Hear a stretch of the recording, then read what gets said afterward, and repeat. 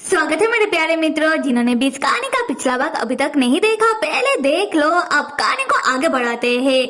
जी हो आगे आगे भाग रहा था और उसके पीछे और भी काले जहरीले सांप पड़े हुए थे। जी हो भागता हुआ चिल्ला रहा था कि रूलन तुम कहाँ हो? तुम अगर अभी नहीं आओगे तो तुम जल्दी ही विधवा हो जाओगे, तुम्हारा ये हैंडसम सा पति मर जाएगा। जी हो तब भागता हुआ एक घर के सामने आकर रुकता है और थक कर अपने मन में सोचने लगता है कि क्या ऐसा तो नहीं कि रूलन किसी और ही जादुई द्वार के अंदर चला गया हो। तब हम देखते हैं कि शोर सुनकर उसी घर के अंदर से रूलन बाहर निकलता है। जी हो रूलन को देखकर दौड़कर रूलन के पास जाकर कहने लगता है कि रूलन तुम कहाँ थे? इतने समय से मैं तुम्हें आवाज दे रहा था, क्या तुम्हारे कान में कीड़ा तो नहीं चला गया?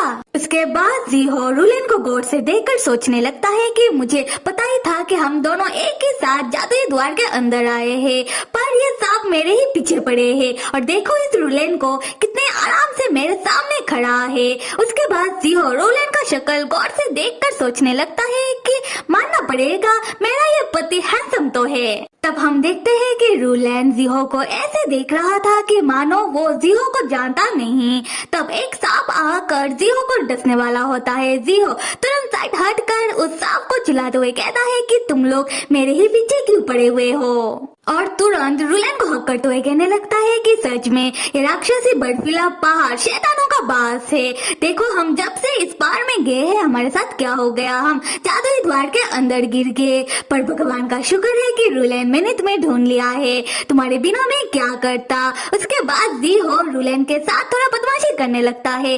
वो रूलन के बॉडी में यहाँ हुआ टच करते हुए कहता है कि रूलन तुम तो पहले से भी ज्यादा मजबूत हो गए हो। तब रूलन जीहो को खुद से दूर फेंकता हुआ कहता है कि तुम्हारा इतना हिम्मत कि तुम मेरे ही घर के सामने खड़े होकर मेरे ही साथ बदतमीजी करो। जी हो तब रूलन को चिल्लाते हुए कहता है कि रूलन खबरदार, तुमने अपने पास से जहरीला सुई निकाल कर मुझे छुपाने की कोशिश की तो तब मैं तुम्हें डाइवोर्स दे दूंगा, मैं हमारा शादी तोड़ दूंगा। ये सुनकर रूलन चौंक कर अपने मन में सोचता है कि इसे कैसे पता कि मैं अपने पास से जहरीला सुई निकालने वाला था। जी हो तब खड़ा होता हुआ रूलन से कहता है कि रूलन हमारा शादी जबरदस्ती का है और तुम जबरदस्ती इस शादी को मेरे साथ निभाना चाहते हो और मैं इस बात से कुछ नहीं कहता। इसका मतलब ये नहीं कि तुम मेरे साथ बुरा सलूक करो। देखो रूलन तुम अब एक अच्छे पति की तरह मेरा मदद करो, इसके बदले में वापस जाने के बाद तुम्हारे लिए खास स्पिरिट पौधा ला कर दूंगा, उससे तुम जितना मर्जी उतना दवाई बनाते रहना। अब तो ठीक है? रूलन तब चौंक कर सोचने लगता है कि मेरे घर के आसपास बैरियर लगा हुआ है, पर इन बैरियर से इस आदमी को जरा सा भी नुकसान नहीं पहुंचा, ऐसा कैसे हो सकता है? हम जीहो को देखते हैं जो अपने पास से रूलन की दी हुई दवाई निकालकर उन सांपों के चारों ओर छिड़कते हुए कहने लगता है कि अब देखता हूँ कि तुम लोग मेरे पास कैसे आते हो। अगर तुम लोग इस दवाई के खुशबू से बेहोश नहीं हो गए तो खुद का नाम बदल देना। तब वो सांप इस दवाई की खुशबू सुनकर वो सारे के सारे भाग जाते हैं। तब हम रूलन को देखते हैं जो और ज्यादा चौंक कर सोचने लगता है कि इस आदमी के पास तो मेरी बनाई हुई दवाई है। उसके बाद रूलन बिना कुछ बोले अपने घर के अंदर जाकर घर का दरवाजा बंद कर देता है और बाहर से जीहो चिल्लाता रह जाता है कि रूलन तुम मुझे छोड़कर कहाँ चले। उसके बाद जीहो सोचने लगता है कि रूलन कितना अजीब बिहेव कर रहा था, अक्सर वो मुझसे आकर चिपकता रहता है और आज मैंने खुद से उसे हक किया तो उसने मुझे दूर फेंक दिया, दोबारा मैं ऐसा कभी नहीं करूँगा। उसके बाद उसे याद आता है और जीहो अपने मन में कहता है कि अरे मैं ये बात कैसे भूल गया, हम तो जादुई द्वार के अंदर है, इसका मतलब शायद अभी मैं जिस रूलन से मिला वो मेरा रूलन है ही नहीं, वो उस समय का रूलन है जब हम दोनों मिले ही नहीं थे और हमारा शादी हुआ ही नहीं था, इसलिए वो मुझे पहचान नहीं रहा था। हे भगवान, और मैंने मुंह फाड़ कर उसे कह दिया कि मैं उसका पति हूँ और अगर वो ज्यादा मच करेगा तो मैं उसे डाइवोर्स दे दूंगा। दूसरी तरफ हम रूलन को अपने घर के अंदर किताबों को पढ़ते हुए देखते हैं जो अपने मन में सोच रहा था कि अभी अभी बाहर में जिस आदमी से मिला लगता है कि वो आदमी फ्यूचर से टाइम ट्रेवल करके आया है और वो आदमी कह रहा था कि हम दोनों शादीशुदा है, पर मैं ऐसे बेवकूफ आदमी के प्यार में कैसे पड़ सकता हूँ। और वो आदमी सिर्फ बेवकूफी नहीं साथ ही साथ कमीना है, उसका इतना हिम्मत कि उसने मुझे छूने की कोशिश की। पर जैसा कि वो आदमी कह रहा था कि हम दोनों शादीशुदा है, अगर ये बात सच है इसका मतलब मुझे लड़कों में इंटरेस्ट है। इसका मतलब शायद इसलिए मैं इतने सालों से लड़कियों से भागता रहा हूँ। अगले सीन में हम राक्षसी बर्फीला पहाड़ में तैन, बाजिन और स्नो चीते को देखते हैं। तैन स्नो चीते से जीहो और रुलेन को ही ढूंढवा रहा था कि वो दोनों कौन से जादुई द्वार के अंदर चले गए हैं।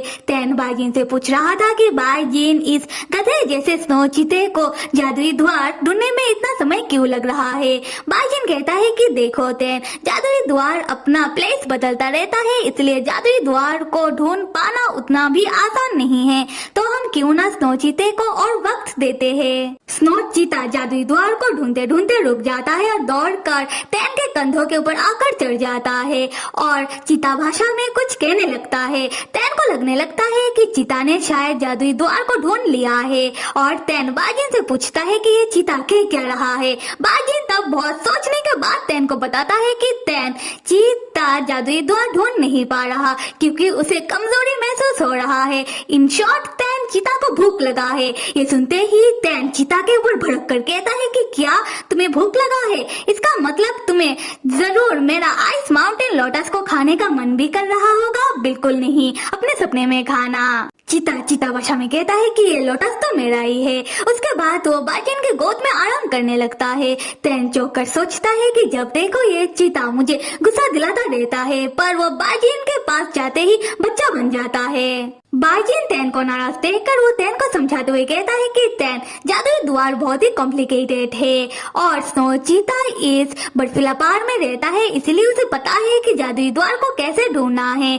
पर जादुई द्वार को ढूंढने के लिए बहुत ही शक्तियों का जरूरत पड़ता है और स्नो चीते ने हमको पहले ही जादुई द्वार से बचाने के लिए अपना सारा शक्तियों का इस्तेमाल कर लिया है, इसीलिए वो बेचारा भी तो थक गया है। तुम इस बात को समझो और स्नो चीते के ऊपर इतना भी नाराज मत हो। तैन, मैं तुम्हें यही सलाह दूंगा कि सारे जादुई द्वार खतरनाक नहीं होते हैं, तो क्यों ना हम पहले डिमॉन किंग इलेक्शन की सेकेंड राउंड को पूरा कर लेते हैं। उसके बाद हम दोबारा राक्षसी बर्फीला पहाड़ी में आकर जादुई द्वार को ढूंढते हैं। तुम क्या कहते हो? तैन कहता है कि हाँ, तुमने सही कहा और जिस जादुई द्वार के अंदर मैं गिरा था वो जादुई द्वार भी खतरनाक नहीं था। और अपने मन में सोचने लगता है कि अगर मैं उस जादुई द्वार के अंदर और कुछ समय रुक जाता तो मुझे पता चल जाता कि तैन और जिन की बचपन के पास्ट के बारे में। उसी वक्त तैन के पास उड़ता हुआ एक जादुई खत आता है और ये खत तैन की जूनियर ने तैन को भेजा है। तैन जैसे ही खत को पढ़ने लगता है, वहाँ जूनियर ने लिखा है कि सीनियर, आप कहाँ हो? मैं कब से आपका फोन ट्राई कर रहा हूँ पर आपका फोन लग ही नहीं रहा। सीनियर, हमारे ऊपर हमला हो गया था, उसके बाद मुंह आकर डोडो को अपने साथ उठा ले गया। और खत को पढ़ने के बाद तैन चौंक कर कहता है कि वो सब और मेरा डोडो खतरे में है। और यहाँ तैन के साथ हमें भी पता चलता है कि मोह ने डोडो का अपहरण कर लिया है। और कहानी को आगे देखने के लिए किस किस को अगला भाग चाहिए मुझे कमेंट करके बताओ। Till then stay with me and see you.